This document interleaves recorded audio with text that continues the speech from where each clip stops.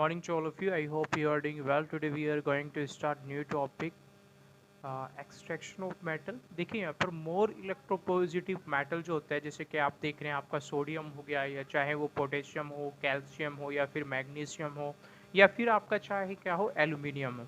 आप यहाँ पर क्या देखते हैं कि जो कार्बन रिडक्शन जो प्रोसेस होता है, ठीक है, उन सभी प्रोसेस के द्वारा आप इन सभी मेटल्स को क्या नहीं कर सकते, नहीं प्राप्त कर सकते हैं। दिस मेटल जो होते हैं can be obtained by the electrolysis of their molten chloride, hydroxide और ऑक्साइड। ठीक है, जैसे कि आपको यहाँ पर देख रहे हैं कि जो पोटेशियम है, कैल्शियम है, सोडियम है, मैग्नीशियम है, या फिर चाहे एल्यूमिनियम हो, आप इन्हें सभी को देखते हैं कि जो कार्बन रिडक्शन प्रोसेस होते हैं उनके द्वारा आप इन्हें नहीं पा सकते हैं, क्योंकि ये क्या होते हैं, बहुत ज़्यादा आपके क्या होते हैं, इलेक्ट्रोपॉजिटिव मेटल्स आपके होते हैं। ठीक है, तो इन्हें ऑब्टेन करने के लिए आप यहाँ पर क्या करते हैं कि इलेक्ट्रोलाइसिस जो प्रोसेस होते हैं उसे आप यहाँ पर यूज करते हैं। तो देखिए यहाँ पर आप देखते हैं जैसे इलेक्ट्रोप्लेटिंग आप हो गया, या फिर रिफाइनिंग ऑफ मेटल हो गया। ठीक है, इलेक्ट्रो रिफाइनिंग भी इसे बोलते हैं। दो प्रोसेस है। Now we will study about electroplating and electro refining in details. ठीक है, तो अब हम यहाँ पर क्या करते हैं, डिटेल में इनके बारे में जो है स्टडी करने की कोशिश करते हैं। तो देखिए सबसे पहले हम यहाँ पर इलेक्ट्रोप्लेटिंग के बारे में आपको जानने की कोशिश करेंगे। तो देखिए यहाँ पर the process of deposition a thin layer of metal on any conducting substance by the process of electrolysis is known as electroplating। देखिए इलेक्ट्रोप्लेटिंग प्रोसेस में आप क्या करते हैं कि कोई भी मेटल आपके पास है उस पर आपको क्या चढ़ानी है, एक पतली परत आपको चढ़ानी है। ठीक है, आपको एक पतली परत उस पर चढ़ानी है, तो उस प्रोसेस को ही आप क्या बोलते हैं, इलेक्ट्रोलाइटिक्स प्रोसेस के थ्रू आप यहाँ पर ये करेंगे तो इलेक्ट्रोप्लेटिंग इसे बोल देंगे। ठीक है, तो इलेक्ट्रोप्लेटिंग में क्या होगा, इलेक्ट्रोलाइसिस जो प्रोसेस आपने प्रीवियस क्लासेस में आपने जो पढ़ा था उस प्रोसेस के थ्रू आप यहाँ पर क्या करने की कोशिश करेंगे, एक लेयर को किसी मेटल के ऊपर चढ़ाने की कोशिश करेंगे। तो देखिए जैसे कि आप यहाँ पर देख रहे हैं deposition of silver on brass. ठीक है, तो ब्रास पर आप सिल्वर चढ़ा रहे हो। ठीक है, और या फिर कॉपर ऑब्जेक्ट आपका है, and that of the copper आप चढ़ा रहे हो, निकिल है या क्रोमियम है, एटसेट्रा।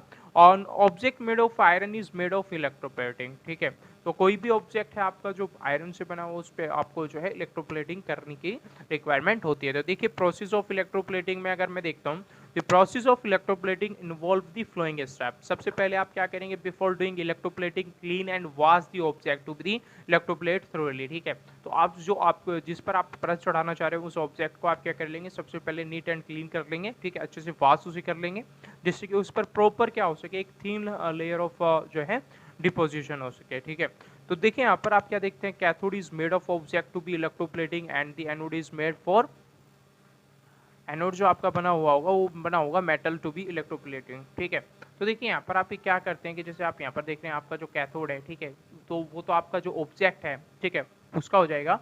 और दूसरा जो आपका यहाँ पर जो है एनोड जो आप यहाँ पर देखेंगे वो आपका क्या हो जाएगा, एक तरीके से मेटल का होगा, जिस पर आपको टू बी इलेक्ट्रोप्लेटिंग। ठीक है, electroplating tank is fill with the solution. ठीक है, जो इलेक्ट्रोप्लेटिंग टैंक होगा उसमें एक सोल्यूशन आप डाल देंगे। ठीक है, जो सोल्यूशन होगा वो मेटल का होगा। अब देखिए यहाँ पर जो कैथोड जो होगा वो आप बैटरी के नेगेटिव टर्मिनल से कनेक्ट करेंगे, और जो एनोड आपका होगा उसे बैटरी के पॉजिटिव टर्मिनल से आप यहाँ पर क्या करेंगे, कनेक्ट करेंगे।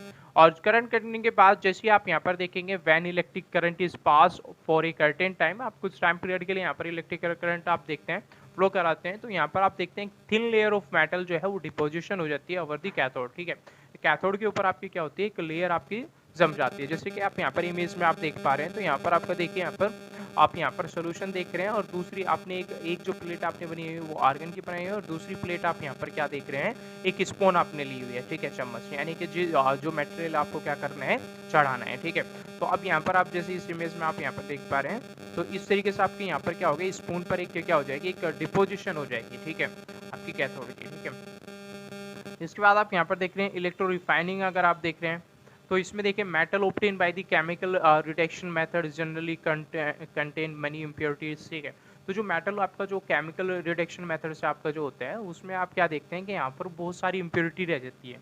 सच metal can be refined very easily by electrolysis method. तो ये आपका जो रिफाइन किया जा सकता है वो इलेक्ट्रोलाइसिस से काफ़ी आसानी से किया जा सकता है। Method of refining metal by using electrolysis is electro refining. ठीक है, तो आप यहाँ पर क्या कर रहे हैं, रिफाइनिंग कर रहे हैं किसी भी मेटल का, और उसी को आप यहाँ पर क्या कर रहे हो कि उसमें जो आप मेथड यूज़ करते हो वो इलेक्ट्रोलाइटिक मेथड आप यूज़ कर रहे हो, इलेक्ट्रिसिटी के यूज़ करने के बाद आप यहाँ पर कर रहे हो, तो उसे आप क्या बोल सकते हैं, इलेक्ट्रो रिफाइनिंग आप बोल सकते हैं। तो देखिए this method can be use by purify metal such as copper, zinc, gold, nickel, aluminium and silver etcetera. Let us understand the method by the experiment. एक एक्सपेरिमेंट के थ्रू हम यहाँ पर देखेंगे। तो देखिए यहाँ पर आप देख रहे हैं इलेक्ट्रोलाइट्स की पार्ट्स आप देख रहे हैं, ठीक है, पैडलॉक आप देख रहे हैं यहाँ पर, ठीक है। तो यूज ऑफ इलेक्ट्रोप्लेटिंग आप देख रहे हैं फॉर डेकोरेशन पर्पज अगर मैं देखता हूँ, ठीक है, तो यानी कि सिल्वर और गोल्ड प्लेटिंग होती है ब्रास पे सच एज फ्लावर वास, ठीक है।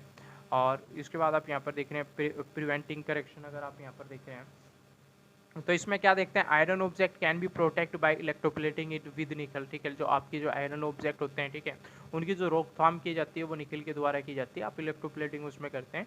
तो कोस्टिंग ऑफ जिंक और iron also protected from correlation and the formation of raft. आप देखते हैं कि जो जिंक या फिर आयरन आपका जो चीज़ बनी हुई होती है, ठीक है, तो एक आयरन के ऊपर आप क्या कर देखते हैं, जिंक की परत आप चढ़ा देते हैं, जिससे क्या हो सकता है कि आपका जो आयरन है उस पर ना ही तो करोशन हो और ना ही आपका रस्ट लगे। ठीक है, जैसे ब्रास ऑब्जेक्ट आप देख रहे हैं, जैसे बाथरूम फिटिंग के जितने भी ऑब्जेक्ट होते हैं यार, इलेक्ट्रोप्लेटिंग विद क्रोनियम। ठीक है, तो जो क्रोनियम होता है वो जो आप बाथरूम में जो मटेरियल देखते हैं फिटिंग के, उसमें क्या होता है आपका क्रोनियम की परत आपकी चढ़ी रहती है। तो क्रोनियम है जो शाइनी अपीयरिंग, उसकी जो चमक होती है वो काफ़ी चमक होती है, उसमें शाइनिंग अपीयरेंस होता है।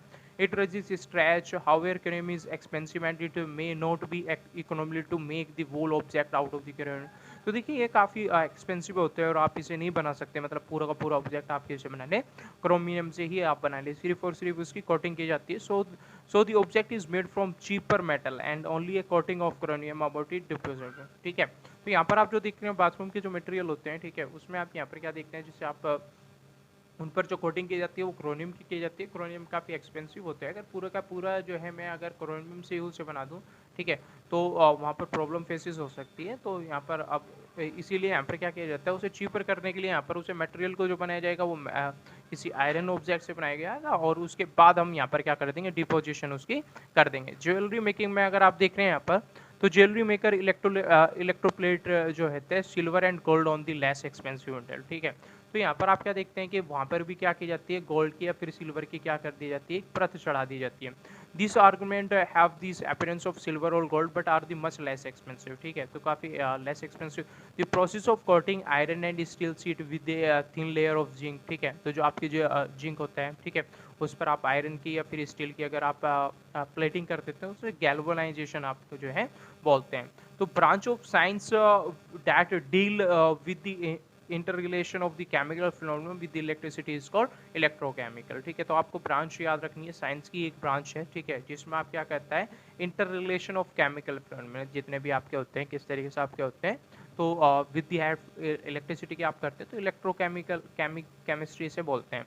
देखिए क्रोमियम प्लेटिंग में अगर आप देख रहे हैं, जैसे मैंने अभी आपको बताया, chromium plating is done on many object such as आप कार के पार्ट्स देख रहे हैं, बाथ टैप आप देख रहे हैं, ठीक है, बाईसाइकिल हैंडल्स आप देख रहे हैं, व्हील्स आयरन आप देख रहे हैं, मेटल रेलिंग आप देख रहे हैं, क्योंकि शाइनी अपीयरेंस, ठीक है, इन्हें शाइनी अपीयरेंस होते हैं। तो जहाँ पर भी आप देख रहे हैं ये जो आपके मटेरियल आपके घर में हो, ठीक है, तो उसमें अगर शाइनी अपीयरेंस आ रही है तो आप समझ सकते हैं कि उस पर जो कोटिंग की हुई है वो क्रोमियम की प्लेटिंग की हुई है। फॉर इलेक्ट्रोप्लेटिंग आयरन कैन अगर आप देखते हैं, iron can are electroplate with tin to store food. ठीक है, तो यहाँ पर देख रहे हैं इलेक्ट्रोप्लेटिंग आयरन कैन जो होती है with tin prevent the food to come into direct contact with iron and thus protect the food from getting spoiled. ठीक है, तो इलेक्ट्रोप्लेटिंग आयरन कैन अगर आप देख रहे हैं वहाँ पर भी आपका क्या दिया जाता है, एक परत चढ़ाई जाती है, जिससे कि आपका जो फूड है वो डायरेक्ट कांटेक्ट में ना जाए किसके, आयरन के। तो ठीक है, तो और यहाँ पर आपको यही चीज़ यहाँ पर आपको याद रखनी है।